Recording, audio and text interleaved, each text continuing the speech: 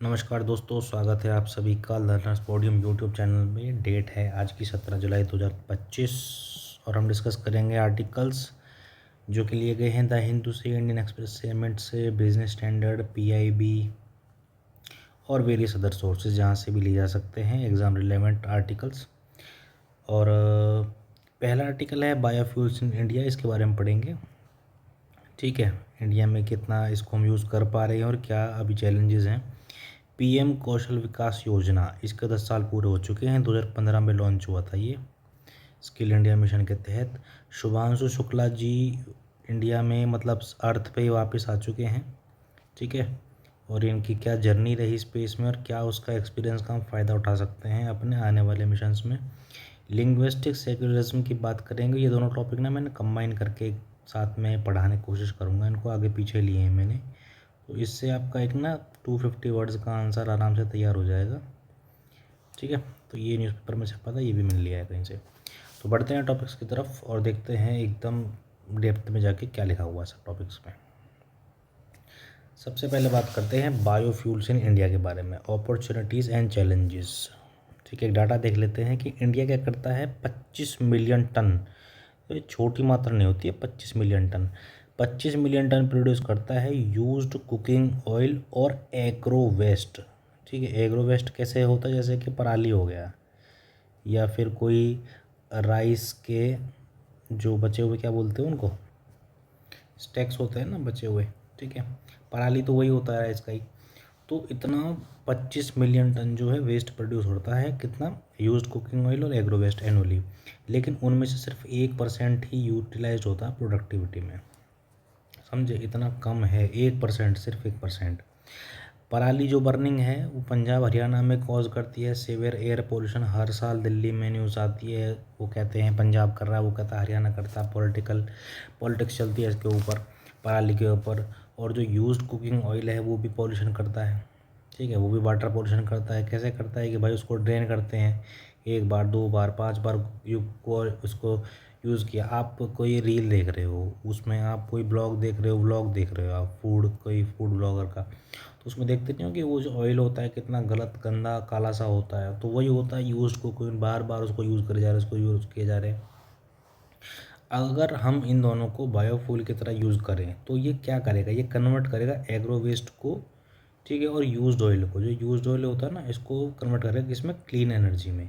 इससे होगा क्या, इससे होगा पॉल्यूशन कंट्रोल, रिड्यूस होगा पॉल्यूशन, और जो हमारी एनर्जी सिक्योरिटी की जो डिमांड है उसको सपोर्ट करेगा। ठीक है, हमारे जो इम्पोर्ट्स हैं एनर्जी में उसको कम करेगा। अभी करंट मेजर्स की बात करें, पराली की अगर स्पेसिफिक बात करें तो फार्मर्स को इंसेंटिव दिया जा रहा है कि भाई पराली मत जलाओ, साल के महीने के 3,000 रुपये दिए जाएंगे, पेनल्टी भी लगाई जाती है। जो ब्रिक किल्स हैं, जो भट्टे वाले हैं, जो ईंट भट्टे होते हैं पंजाब और हरियाणा में, उनको मैंडेटरी किया गया है कि आप 20% ना बायोमास फ्यूल ही यूज़ करोगे। इससे क्या, स्टबल बर्निंग जो है कम हो। समझे, पराली यूज़ करते हैं वो भी, पराली यूज़ करते हैं अपने जो भट्टों, ईंट भट्टे पकाने के लिए। और जो स्मॉल कंपनीज़ हैं जो क्या कर रही हैं, पेलेट्स बना रही हैं। पेलेट्स किसके लिए बनाती हैं, वो पराली बेस्ड, पराली को एकदम क्रश करके उनको पेलेट्स बना देते हैं। उनको कहाँ यूज़ करवा रहे हैं, पावर कंपनीज़ में। ठीक है, सीमेंट फैक्ट्रीज़ में, पावर फैक्ट्रीज़ में, ब्रिक किल्स में, ईंट के भट्टे पे। इससे क्या, रूरल इकोनॉमी भी जनरेट हो रही है। तो ये हमने छोटा सा एक डाटा पढ़ा कि कितना परसेंट तो बायोफ्यूल यूज़ हो रहा है, प्रोड्यूस हो रहा है, कितना परसेंट उसको यूज़ करने हैं, और ना यूज़ कर पाने के पीछे रीजंस क्या हैं। ठीक है, अब बात करते हैं बायोफ्यूल और फूड सिक्योरिटी के बारे में। अब ऐसा तो है नहीं कि बायोफ्यूल के नाम पे आप कुछ भी एग्रीकल्चर का कोई भी उठा के ले जाएंगे, वेस्ट उठा के ले जाएंगे, फसल उठा के ले जाएंगे। सरकार क्या कहती है कि हमको बायोफ्यूल एमिशंस को फूड सिक्योरिटी के साथ लेके चलना पड़ेगा, बैलेंस करना पड़ेगा।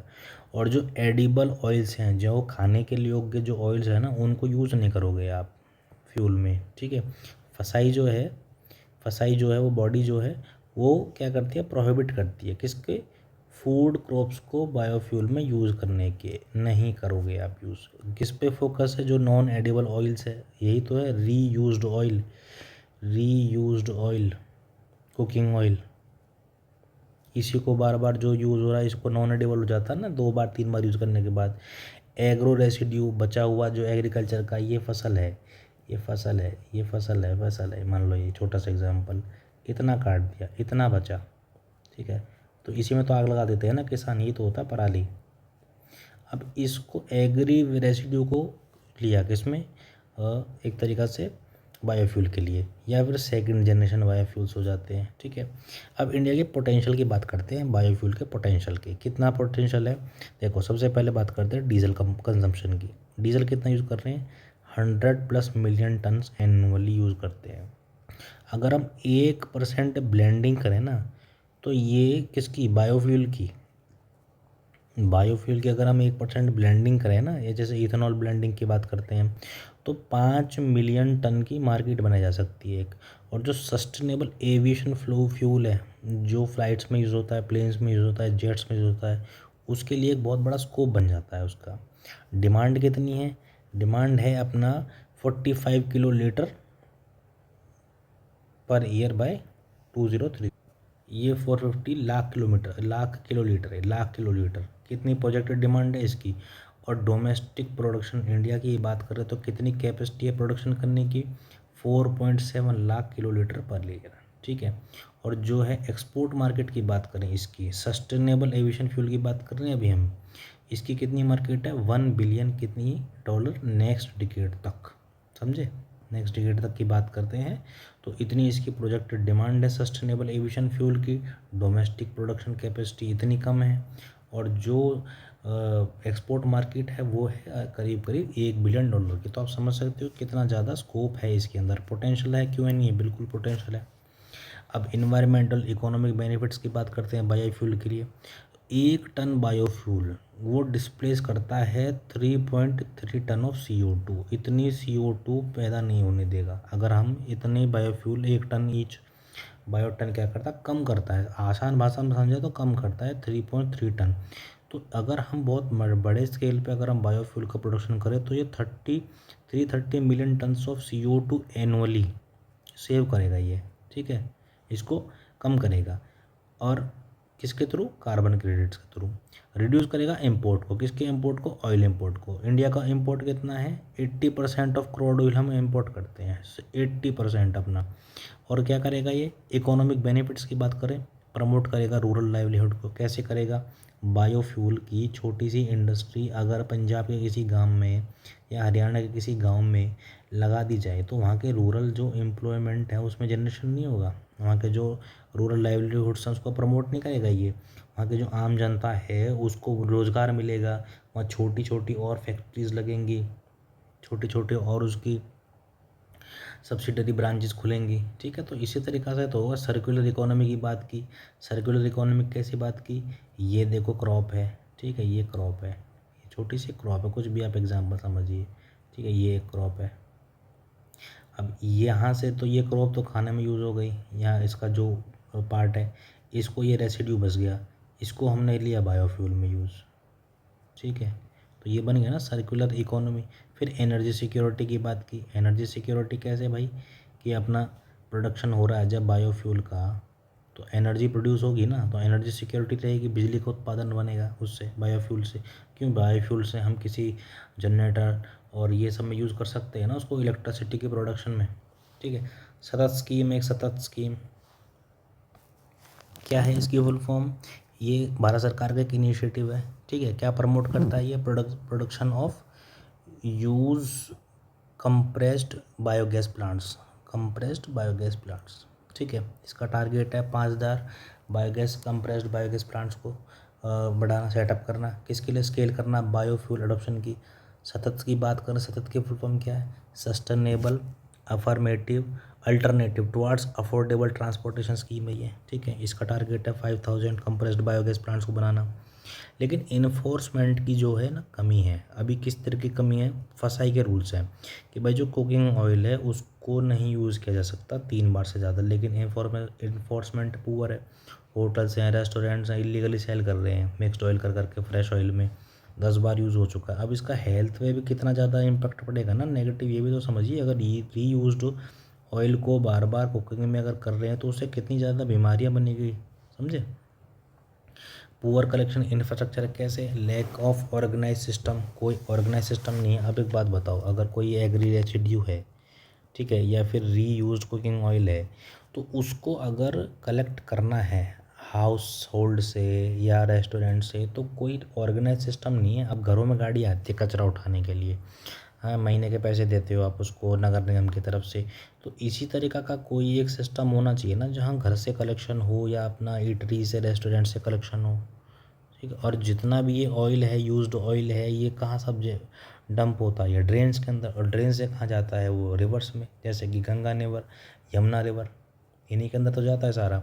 अवेयरनेस का गैप है, लोगों को पता ही नहीं है कि भाई आप क्या कर रहे हो, ये बार बार आपने पराली में आग लगा दी। या फिर जो स्मॉल बिजनेस और शॉपकीपर्स हैं, वो रूल्स के अवेयर नहीं है, वो क्या कर रहे हैं, वो इस रीयूज्ड ऑयल को बार बार और यूज़ करे जा रहे हैं रेस्टोरेंट में। ना उनको हेल्थ की पता है अपनी, ना उनको ये पता है कि इसकी पोटेंशियल कितनी है इस ऑयल की, हैं। ग्रास रूट मॉनिटरिंग नहीं है, कोई अकाउंटेबिलिटी नहीं है। अपॉर्चुनिटीज़ की बात करें तो देखो, सबसे पहले तो आता है नेशनल बायोफ्यूल पॉलिसी 2018। ये क्या करता है? टारगेट करता है 5% बायोडीजल ब्लेंडिंग, किसमें? डीजल में। कब तक? 2030 तक। CSIR IIP मोबाइल यूनिट है, ये क्या करेगी? कन्वर्ट करेगी 20 लीटर्स किसको? यूज्ड ऑयल को। जो ये है ना मॉनिटर, अभी बात कर रहे हैं ऑर्गेनाइज सिस्टम की, इसी के लिए ये 20 लीटर जो यूज्ड ऑयल है उसको ऑन साइट जो है कन्वर्ट करेगी किसमें? बायोडीजल में, ठीक है। बायोडीजल में ऑन साइट होगा ये। लोकलाइज्ड बायोडीजल प्रोडक्शन होगा। लोकलाइज्ड किस तरह की? मैंने आपको बताया, गांव है, एक विलेज है, ये छोटा सा एक गांव है, शहर से दूर है ये, शहर दूर है 20 किलोमीटर। यहाँ पर एक बायोगैस का प्लांट लगा दिया, तो लोगों को जहाँ जाने की ज़रूरत नहीं है ना, शहर में 20 किलोमीटर, ये यहीं आएंगे ना अपनी जो डिमांड है उसको पूरा करने के लिए। इससे होगा क्या? लोकल जॉब्स बढ़ेंगी, यहीं के जो लोग हैं यहाँ काम करेंगे सारे इसमें, ठीक है। फूड सेफ्टी नॉर्म्स, अभी जो ये है कि जो रीयूज्ड ऑयल हो रहा था बार बार उसको यहाँ पे उसको यूज़ किया जाएगा ना। इससे क्या होगा? अपना अच्छा खाना खा रहे हो, फूड सेफ्टी रहेगी इसमें, ठीक है। तो होना क्या क्या चाहिए? इंफ्रास्ट्रक्चर बड़ा होना चाहिए, कलेक्शन बिल्ड कलेक्शन होना चाहिए, ट्रीटमेंट और स्टोरेज यूनिट्स होनी चाहिए। जिस तरीक़े से घरों से गाड़ी उठाती है, कूड़े वाले आते हैं, इसी तरीक़ा से इस तरीक़ा का भी कलेक्शन होना चाहिए ना। स्टोरेज यूनिट होनी चाहिए। अब आप देखिए कि अगर स्टोरेज यूनिट्स भी कहीं पे बना दी जाएँ तो उसका भी अपना एक फ़ायदा होता है। क्यों? इंफ्रास्ट्रक्चर डेवलप होगा, ठीक है। उसके लिए भी आपको मेंटेनेंस के लिए लोग चाहिए होंगे, क्योंकि ये कोई छोटा मोटा स्टोरेज यूनिट ही है नहीं, बायोडीजल की है ये, ठीक है। कुकिंग ऑयल और एसिड ऑयल के लिए इंसेंटिव किस तरीके के इंट्रोड्यूस करो? फीड स्टॉक बेस्ड इंसेंटिव, कच्चे माल के जो इंसेंटिव अगर हम कलेक्शन कर रहे हैं कच्चे माल का, तो उसके बेस पर आपको इंसेंटिव मिलना चाहिए। किसके लिए? कलेक्शन के लिए, प्रोसेसिंग के लिए। और डेवलप करो कार्बन क्रेडिट सिस्टम का, कार्बन क्रेडिट के सिस्टम का, किसके? यूज्ड और कुकिंग ऑयल के लिए और एसिड ऑयल के लिए, कि अगर आप हमको सेल कर रहे हो तो आपको कार्बन क्रेडिट के तौर पे आपको दिया जाएगा, ताकि आप उसको सेल कर सको आगे फ्यूचर में। कार्बन क्रेडिट आपको पता ही है ना, कि आप कहीं परचेज़ कर लेते हैं उसको, फिर कोई जो ज़्यादा पॉल्यूशन कर रही है कोई इंडस्ट्री या कंपनी, आप उसको सेल कर सकते हैं। तो इस तरीक़ा से डेवलप कर सकते हैं ना एक यूज्ड कुकिंग ऑयल के लिए और एसिड ऑयल के लिए, क्या? Carbon credit system. गवर्नेंस तो बेटर होना ही चाहिए, फास्ट ट्रैक अप्रूवल होना चाहिए किससे? स्टेट पोल्यूशन बोर्ड से। अगर कोई बायोडीजल प्लांट लगाना चाहता है तो फास्ट ट्रैक अप्रूवल होना चाहिए। इंश्योर होना चाहिए ट्रांसपेरेंसी, किसमें? ऑयल ब्लेंडिंग और कन्वर्जन में। और रियल टाइम ट्रैकिंग और रिपोर्टिंग होनी चाहिए कलेक्शन के लिए और ब्लेंडिंग के लिए, ठीक है। तो ये हमने आर्टिकल पढ़ा किसके ऊपर? अपना बायोफ्यूल्स के ऊपर। तो बहुत अच्छा आर्टिकल था। 151 वर्ड का आप आराम से यहाँ से लिख सकते हो, 250 वर्ड का भी लिख सकते हो, कोई प्रॉब्लम नहीं है, ठीक है। बढ़ते हैं अगले टॉपिक पे। अगला टॉपिक है प्रधानमंत्री कौशल विकास योजना, ठीक है। कौशल विकास, कौशल का मतलब क्या होता है? स्किल। स्किल इंडिया मिशन के तहत 2015 में लॉन्च की गई थी। मिनिस्ट्री की बात करें तो ministry of skill development and entrepreneurship, ठीक है। फुल फॉर्म है इसकी प्रधानमंत्री कौशल विकास योजना। इंडिया का फ्लैगशिप प्रोग्राम है किसके लिए? स्किल डेवलपमेंट के लिए, स्किल डेवलपमेंट। इसका ऑब्जेक्टिव की बात करें तो ये जो स्किल गैप है ना, अगर कोई व्यक्ति स्टूडेंट है इंडस्ट्री में, ये स्किल रिक्वायर्ड है पर्टिकुलर ए, अब ये स्टूडेंट है कोई राम, ठीक है। अब इसको ये स्किल चाहिए, तो ये स्किल कौन देगा आपको? प्रधानमंत्री कौशल विकास योजना से आपको जो स्किल मिलेगी, जो जॉब के लिए स्किल रिक्वायर्ड है, वो यहाँ मिलेगी आपको, तब आप यहाँ पे जाओगे, ठीक है, एक स्किल्ड वर्कर के तौर पे। तो ये है, और सर्टिफाई करता है इनफॉर्मल स्किल को। अगर आपने कोई पहले भी कोई इनफॉर्मल स्किल आपने कोई ले रखी है तो उसको सर्टिफिकेशन देगा। रिलेवेंट है, शॉर्ट टर्म ट्रेनिंग प्रोवाइड की जाएगी। कितने टाइम की? 3 to 6 मंथ का कोर्स है across 30 sector for new entrants. Recognition करता है प्रायर लर्निंग स्किल्स को। अगर आपने, मैंने जैसे बताया आपको यहाँ पे कि कुछ भी आपने अगर पहले कुछ सीखा है, एग्जिस्टिंग स्किल आपकी है, कोई आर्टिसन के तौर पे, कोई वीवर के तौर पे, कोई क्राफ्टमैन के तौर पे, तो उसकी रिकॉग्निशन की जाएगी और उसको भी सर्टिफाई किया जाएगा। डिजिटल इंटीग्रेशन की बात करें तो जो पीएम कृषि विकास कौशल विकास योजना जो 4.0 जब अब आया है, इसमें काफ़ी ज़्यादा आ चुके हैं, 4.0 तक आ चुके हैं, तो ये अभी इंक्लूड कर रहा है एआई, आर्टिफिशियल इंटेलिजेंस एनालिटिक्स को। जो आज के टाइम में जो भी एआई का ज़माना चल रहा है, उसमें जितने भी एनालिटिक्स हैं उनको भी यूज़ कर रहा है, इसमें इंक्लूड कर रहा है ये। एकेडमिक बैंक ऑफ क्रेडिट्स, ये क्या होता है कि अगर आपने कुछ भी सीखा लाइफ लॉन्ग लर्निंग में, आपने इसमें कुछ भी सीखा, तो उसका एक बैंक बना दिया जाएगा, एक इन्फॉर्मेशन बैंक, जिसमें आपके क्रेडिट्स के तौर पे आपकी जो स्किल्स होंगी ना, उनकी इन्फॉर्मेशन होगी पूरी, कि कोई भी जा सकता है, जान सकता है कि आपने कितना ज़्यादा सीखा। एक तरीक़ा से ये आपका डाटा बैंक हो गया लर्निंग का, ठीक है। स्किल इंडिया डिजिटल हब, जितने भी और नए कोर्सेज़ हैं उनमें अपना एक्सेस हो सकता है। इंक्लूसिविटी की बात करें तो 45% इसमें वुमेन बेनिफिशरीज रहे हैं, और SC ST OBC का भी रिप्रेजेंटेशन रहा है, खूब बढ़िया, ठीक है। इमर्जिंग और ट्रेडिशनल स्किल्स की बात करें तो ट्रेनिंग देते हैं आर्टिफिशियल इंटेलिजेंस में, internet of things, drone, mechatronics, और सपोर्ट करते हैं इंडिया ट्रेडिशनल क्राफ्ट जो हमारा है अपना, ठीक है। स्किल हब इंडिया इनिशिएटिव है कि इंटीग्रेट करता है किसको? वोकेशनल कोर्सेज को स्कूल्स में वोकेशनल ट्रेनिंग प्लस वोकेशनल, ठीक है, जो टेक्निकल नॉलेज होती है। कोविड वॉरियर्स प्रिपेयर किए थे इन्होंने, ट्रेन किए थे कितने? 1.2 लाख, इसी नॉलेज के दम पे, जो अभी तक सीखा है सब कुछ, उसी के दम पे 1.2 लाख यूथ को प्रिपेयर किया गया था कोविड में सपोर्ट रोल्स के लिए, ठीक है। अचीवमेंट की बात करें 10 साल की तो 1.63 करोड़ यूथ को ट्रेन कर चुके हैं अब तक जुलाई 2025 में। 6 करोड़ प्लस ट्रेंड किए गए हैं under ministry of skill development skilling scheme में 2014 से। ये अपना 25 लाख ट्रेंड कर चुके हैं अब तक 4.0 में, 1.2.0 में 1.10 करोड़ को ट्रेंड कर चुके हैं। ये सब डाटा है, आप अपना देख लीजिए इसको। और इम्पोर्टेंट क्यों है? इम्पोर्टेंट हो जाता है कि जो इंडिया को डेमोग्राफिक डिविडेंड है ना, यूथ पॉपुलेशन है इतनी ज़्यादा, वर्किंग पॉपुलेशन नहीं है, तो उसको स्ट्रेंथन करने के लिए सपोर्ट करेंगे गोल को, किसके? आत्मनिर्भर भारत के गोल को, मेक इन इंडिया हो गया, डिजिटल इंडिया हो गया। प्रमोट करेगा ये इंक्लूसिव ग्रोथ को, एम्पावर करेगा वुमेन को और मार्जिनलाइज्ड कम्युनिटीज़ को, जैसे SC ST OBC की बात की हमने, और बिल्ड करेगा future ready workforce with the global and digital skills, ठीक है। तो ये हमने पढ़ा, GS2 का टॉपिक है ये, वेलफेयर स्कीम्स का।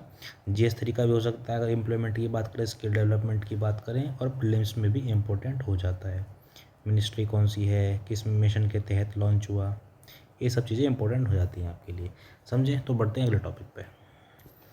देखो मैंने ना ये टॉपिक ना जान के तब नहीं लिया था ये, जब ये गए थे, क्योंकि ये 18 दिन का इनका रहा है, तो अपने को भी काफ़ी टाइम हो गया, एक महीना हो गया, तो मैंने ये इनका टॉपिक लिया नहीं था इसलिए, ताकि जब ये वहाँ से आ जाएँ तो अब इनकी जितनी भी हम वहाँ पे इन्होंने जो भी एक्सपेरिमेंट्स किए हम उनको तभी पढ़ पाएँ। तो अभी इनकी जो है रिटर्न जर्नी ये आ चुके हैं अर्थ पे वापसी। शुभांशु शुक्ला जी, ग्रुप कैप्टन शुभांशु शुक्ला जी, ये इंडियन फाइटर पायलट एस्ट्रोनॉट अब हो चुके हैं। पहले इंडियन हैं जो ट्रैवल करके आए हैं 12.2 मिलियन किलोमीटर इन स्पेस में, ठीक है। और ऑर्बिट किया है अर्थ को 288 टाइम 18 दिन में, ये इतना जानने की ज़रूरत नहीं है। मिशन पार्टनर्स कौन कौन थे? हाँ, इंट्रो के लिए आप दे सकते हो, इंट्रो के लिए मिशन पार्टनर्स थे नासा, एक्सियोम 4 मिशन था, और स्पेस एक्स का फाल्कन 9 रॉकेट था, ठीक है, क्रू ड्रैगन स्पेसक्राफ्ट। अब ये जो नासा है ना, इसको क्यों लेके गए थे इंडियन एस्ट्रोनॉट को? तो कोई फ़ी पेड नहीं की थी हमने नासा को, बस एक गुडविल जेस्चर था, ताकि जो एक्नॉलेज किया जा सके इंडिया US की स्पेस कोऑपरेशन को। और ये इंडिया का जो है ना अपना निसार इनिशिएटिव, नासा इसरो का सैटेलाइट, तो उसके तहत था ये, कि अपना जो अभी आने वाला मिशन है उसको देखते हुए ये था। और इंडिया ने जो है ना इसका जो कॉस्ट था ना सर्विस, एक्सियोम 4 सर्विसेज का, इतना इसने कवर किया था, ये सब इतने जानने की ज़रूरत नहीं है। अब ये है जो मेन इंपॉर्टेंट, कि इनका मिशन इंपॉर्टेंट क्यों था। अब ये कोई जो राइट तो ही थी नहीं। शुक्ला जी को अब इस तरीक़ा से ना नॉलेज नोड के रूप में देखा जाएगा, जो इंडिया का गगनयान मिशन है अपकमिंग, उसके लिए इन्होंने जो एक्सपीरियंस गेन किया ISS में, इंटरनेशनल स्पेस स्टेशन में डॉकिंग रहा, इमरजेंसीज रहा, हेल्थ और साइकोलॉजिकल जितना भी इनकी नॉलेज रही ना वहाँ पे एक्सपीरियंस रहे स्पेस में, उसके लिए एक्सपीरियंस हमारे को मिला है और जो है इसमें हेल्प करेंगे हमारे आने वाले मिशंस में। इसरो को हेल्प करेंगे कि इसमें फाइन ट्यून मेडिकल प्रोटोकॉल्स में री एंट्री सिस्टम किस तरीके से, जैसे अभी वापसी आई है अभी जो इन्होंने री एंटर किया है अर्थ के सरफेस पे, तो ये री एंट्री सिस्टम के बारे में जानेंगे। ठीक है, किस तरीका का इनका एक्सपीरियंस है, टेलीमेट्री और क्रू ट्रेनिंग किस तरीका की ट्रेनिंग इन्होंने ली जो अब ये हेल्प कर सकते हैं इंडियन जो आने वाले एस्ट्रोनॉट्स हैं। डाटा स्पेसिफिक की बात करें तो जो अपने इंडियन स्टूडेंट है और जो कॉकेशियन स्टूडेंट है, इनकी जो बॉडी है, फिजिक है, एथनिसिटी है और थोड़ा बहुत इनके जीन में भी डिफरेंस है, तो उसमें थोड़ा और एकदम माइनर डिटेलिंग में जाएंगे। बात करें तो इन्होंने 60+ एक्सपेरिमेंट किए थे और साथ रहे थे इंडिया फोकस्ड थीम पे। मसल डिजनरेशन की बात की कि भाई कैसे मसल लॉस को उन्होंने स्टडी किया, रिकवरी किस तरीके का माइक्रोग्रेविटी में रहेंगी इनकी। इन्होंने आयुर्वेदिक सप्लीमेंट्स को ट्राई किया वहाँ पे, जैसे कि अश्वगंधा और ग्लो, उनका क्या इफेक्ट रहेगा अगर हम उसको स्पेस में जाकर यूज़ करते हैं तो। सीड जर्मिनेशन और प्लांट ग्रोथ किया, कुछ अपने मूंग मेथी मस्टर्ड को इन्होंने वहाँ पे स्पेस में फार्मिंग की। ठीक है, और जो ग्रेविटी या माइक्रो ग्रेविटी वो किस तरीक़ा से अफेक्ट करती है जीन एक्सप्रेशन को इंडियन क्रॉप सीड्स में। टार्डीग्रेड जो थे ना वो वाटर बियर्स होते हैं जो किसी भी इन्वायरमेंट में पूछ सकते हैं, उनको टेस्ट किया इन्होंने। टेस्ट इंडियन स्ट्रेन्स ऑफ, जो अपने स्ट्रेन्स थे टारगेट्स के एक्सट्रीम सर्वाइवल्स को, ताकि जो और ज़्यादा नॉलेज मिल सके, अपनी बायोलॉजिकल नॉलेज मिल सके। और ये किस तरीक़ा से जो हमारी स्ट्रेन्स हैं चाहे वो सीड्स हैं, किस तरीक़ा से वो फोटोसिंथेसिस किया वहाँ पे, ऑक्सीजन CO2 कैप्चर किया फूड प्रोडक्शन स्पेस में, ये सब उनके लिए नॉलेज हमारे काम आएगी। और जो ह्यूमन मशीन इंटरफेस था कि इंडिया जो मेरे डिजिटल सिस्टम थे, टच स्क्रीन लेके गए थे और मोटर्स जो माइक्रोग्रेविटी चेक की उन्होंने, उसके बारे में जो नॉलेज रही। साइकोलॉजिकल रेजिलियंस, ये तो सबसे ज़्यादा इंपॉर्टेंट है। इनकी जो मेंटल हेल्थ है और कोग्निटिव रिस्पॉन्स रहा उसको पढ़ा जाएगा ताकि जो इम्पोर्टेंट रहे आने वाले फ्यूचर एस्ट्रोनॉट की ट्रेनिंग के बारे में। तो ये सिग्निफिकेंस क्या है गगनयान, सिग्निफिकेंस इसका गगनयान के लिए बहुत ज़्यादा कि जो प्रैक्टिकल ट्रेनिंग है ना उसमें इनका बहुत ज़्यादा योगदान रहेगा आने वाले एस्ट्रोनॉट्स के लिए। इन्होंने जो भी वहाँ से नॉलेज गेन की उसकी तो वो तो एक तरीक़ा से नॉलेज हब बन चुके हैं हम, तो वो जितनी भी नॉलेज है उसका इस्तेमाल किया जाएगा हमारे फ्यूचर मिशंस के लिए। ठीक है, तो ये हमने सब पढ़ा और ये फाउंडेशन को डालता है किसका, इंडिया की self reliant human spacecraft capability के लिए। तो किसी भी मिशन पे अगर ऐसा कोई हमारे इंडियन पहुंचते हैं जैसे कि शुभांशु शुक्ला जी, तो वो इंडिया के जो फ्यूचर मिशंस हैं उनके लिए काफ़ी ज़्यादा इंपॉर्टेंट हो जाते हैं, पोटेंशियल फ्यूचर मिशंस के लिए। ठीक है, तो ये हमने पढ़ा आर्टिकल और ये इतना ही था कि किस तरीक़ा से उनके एक्सपेरिमेंट काम आएंगे ये फ्यूचर के लिए। समझे, बढ़ते हैं अगले टॉपिक पे। अब देखो ये 2 आर्टिकल ना मैंने एक साथ जोड़े कि एक तो इंडिया का लिंग्विस्टिक सेक्युलरिज्म और एक रीजनलिज्म में आगे पढ़ाएंगे उसको। तो बात करते हैं अभी लिंग्विस्टिक सेक्युलरिज्म की। सबसे पहले तो अपने जो हमारी लैंग्वेजेस हैं उनके बारे में जान लेते हैं, जो डाइवर्सिटी है लैंग्वेजेस की। तो सेंसस 2011 के हिसाब से भारत के अंदर ना 121 लैंग्वेजेस हैं और 270 मदर टंग है। ये 2011 का सेंसस है ये। और 96.7% हमारी जो पॉपुलेशन है ना वो इनमें से 22 लैंग्वेजेस में से बोलती है, जो शेड्यूल्ड लैंग्वेजेस है ना हमारी, बंगाली, आसामी, उड़िया, हिंदी, डोंगरी। तो जितने भी 22 लैंग्वेजेस हैं उन 96.7% इंडिया उसमें से किसी एक को स्पीक करते हैं, बोलते हैं। और जो लिंग्विस्टिक और रिलीजियस डाइवर्सिटी है ना वो हमारे इंडिया की जो सेकुलर यूनिटी को प्रोटेक्ट करने के जो की पिलर्स कहे जाते हैं। अगर बात करें सेकुलरिज्म इन इंडिया की तो ये वेस्ट से बिल्कुल अलग है। हमारे यहाँ पे कोई स्टेट और रिलीजन का कोई सेपरेशन तो है नहीं, हमारे यहाँ तो टॉलरेंस और इक्वलिटी की बात की है। और जो इंडिया का सेकुलरिज्म है ना तो वो एंटी रिलीजन है ना वो प्रो रिलीजन है, ना तो कि भाई किसी रिलीजन को सपोर्ट करता है ना डिनाई करता है, बस साथ में लेके चलता है अपना सेकुलरिज्म को और अपना कम्युनिज्म से थोड़ा डिस्टेंस बना के। ठीक है, राइट्स हमारे कॉन्स्टिट्यूशन के अंदर गारंटेड है, freedom of concise, profession, practice, propagation, religion, ये कॉन्स्टिट्यूशन राइट है। और बात करें कि ऑफिशियल वर्सेस नेशनल लैंग्वेजेस की, तो इंडिया के अंदर कोई नेशनल लैंग्वेज नहीं है ताकि इंडिया की जो डाइवर्सिटी है उसको प्रोटेक्ट किया जा सके और अवॉइड किया जा सके डिस्क्रिमिनेशन का। अगर कोई नेशनल लैंग्वेज हो जाएगी तो ये तो थोपना हो गया ना कि भाई आप चाहे आप किसी भी राज्य से हो आपको ये भाषा बोलनी पड़ेगी, कोई भी भाषा है वो। लेकिन आर्टिकल 343 कहता है कि जो हिंदी है वो देवनागरी उसको ऑफिशियल यूनियन लैंग्वेज की तरह लेंगे। ठीक है, ये बात कही गई है। और जो कोई भी स्टेट है वो अपनी ऑफिशियल लैंग्वेज चूज़ कर सकता है अपने एडमिनिस्ट्रेटिव और जुडिशल वर्किंग के अंदर। आर्टिकल 29 क्या कहता है कि सिटीजन्स और माइनॉरिटीज़ को अपना राइट है प्रोटेक्ट करने का लैंग्वेज को, स्क्रिप्ट को और कल्चर को। और शेड्यूल क्या कहता है जिसमें 22 लैंग्वेजेस हैं कि भाई ये रिकॉग्नाइज करता है 22 ऑफिशियल लैंग्वेजेस को। ठीक है, अब बात करते हैं कि जो चैलेंजेस हैं लिंग्विस्टिक सेक्युलरिज्म के वो कहाँ हैं। अब आपने न्यूज़पेपर पढ़ रहे होगे डेली, मराठी रो, तमिल रो, कन्नड़ा, आप कन्नड़ा में बात कीजिए। आप डेली न्यूज़ पे देखते होंगे ऑटो वाले वहाँ के कह रहे हैं कि आप कन्नड़ा में बात कीजिए। अब नॉर्थ इंडिया का कोई, हरियाणा का, दिल्ली का, पंजाब का कोई व्यक्ति है, वो वहाँ पे जाके काम कर रहा है मल्टीनेशनल कंपनी के अंदर, उसको आती नहीं है कन्नड़ा, तो वो बोलेगा कहाँ से। या बात करें कि इम्पोजिशन ऑफ हिंदी, तो बोलते हैं कि भाई हिंदी भी एक वो होनी चाहिए, सबको हिंदी आनी चाहिए 3 लैंग्वेज फार्मूला के अंदर। तो जो सदर्न स्टेट हैं, तमिलनाडु हो गया, कर्नाटका हो गया, आंध्र प्रदेश हो गया, जो भी है, मलयालम जो रीजन हो गया केरला का, ये बोलते हैं कि आप हमारे ऊपर इम्पोज नहीं कर सकते ना। मूवमेंट चली थी, द्रविडियन मूवमेंट चली थी तमिलनाडु के अंदर। महाराष्ट्र के अंदर आप देखते हैं कि किस तरीक़ा से जो पॉलिटिकल पार्टीज़ के कुछ लोग हैं जो मारते हैं नॉर्थ इंडियंस की। स्पेसिफिक बात करूँ तो मैं कि उनको तो नहीं आती है ना मराठी बोलनी, तो उनको किस तरीक़े से टारगेट किया जा रहा है। ठीक है, तो ये जो इंसिडेंट है ना, ये थ्रेटन करते हैं इंडिया की जो यूनिटी है ना, उसको जो यूनिटी है, इंडिया की एकता है, उसको थ्रेटन करते हैं ये। अब ये ज़रूरी क्यों है, why protection is vital. India क्या है ना, एक टॉलरेंट और लिबरल ट्रेडिशन को फॉलो करता है, जिसके अंदर सभी प्रकार के रिलीजन, लैंग्वेजेस और लाइफस्टाइल एग्जिस्ट करते हैं एक साथ मिलके। अब इस तरीक़ा की कोई लिंग्विस्टिक और रिलीजियस कंजर्वेटिव्स अगर स्टार्ट हो जाएगी देश के अंदर, जो भी चल रहा है छोटा मोटे लेवल पे, तो सोशल फ्रेगमेंटेशन को रिस्क करेगी ये, और डैमेज करेगी हमारे कंट्री के सेकुलर फैब्रिक को। मैं आपको एक छोटी सी सिंपल चीज़ बताऊं। अब बेंगलोर के अंदर चल रहा है ये लो, ठीक है, एक एमएनसी है, उसके अंदर मान लो 80% लोग नॉर्थ इंडिया से हैं, सपोज करो, ठीक है, नॉर्थ इंडिया से 80% लोग, ठीक है, बिहार से, यूपी से, पंजाब से, हरियाणा से, दिल्ली से, हिमाचल से। अब 80% लोगों ने बोला हम यहाँ काम नहीं करेंगे, तो आपको क्या लग रहा है ये एमएनसी वहाँ पर रुकेगी, ये छोड़ के जाएगी कहीं और? तो हो गया ना उस स्टेट का घाटा। आपके जो कंट्री, जो स्टेट की जो इकोनॉमी में जो प्रोड्यूस कर रहा था, उसमें आपके बजट को एनहेंस कर रहा था, वो ही आप निकल के जा रहे हैं वहाँ से, सिर्फ ये कहीं ना कहीं छोटी राजनीति के चक्कर में। तो ये है ना कि ये डैमेज करता है हमारी कंट्री के सेकुलर फैब्रिक को भी और हमारी इकोनॉमी को भी हैम्पर करता है। तो पॉलिटिकल पार्टीज़ को ना अपहोल्ड करना चाहिए कॉन्स्टिट्यूशनल सेफगार्ड्स को, कि भाई हर किसी को क्या है, आज़ादी है, फ्रीडम ऑफ कंसाइंस है, profession practice propagation of religion है, और अपना जो भाषाएं हैं उनको बोलने की आज़ादी है, कहीं पे भी काम करने की आज़ादी है।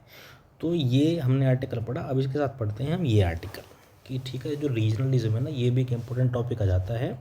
लिंग्विस्टिक सेकुलरिज्म की बात करो, रीजनलिज्म की बात करो, तो बात तो सारी वहीं आ जाती है ना। जैसे कि आप चाहे भाषा को इम्पोज करो अपनी को, या अपनी सोच को इम्पोज करो कि भाई हमको तो अपना एक अलग प्रदेश चाहिए, बॉर्डरलैंड चाहिए, गोरखालैंड चाहिए हमको तो, या हमको तो विदर्भ रीजन चाहिए, तेलंगाना तो आ ही गया 2014 में, जो भी है।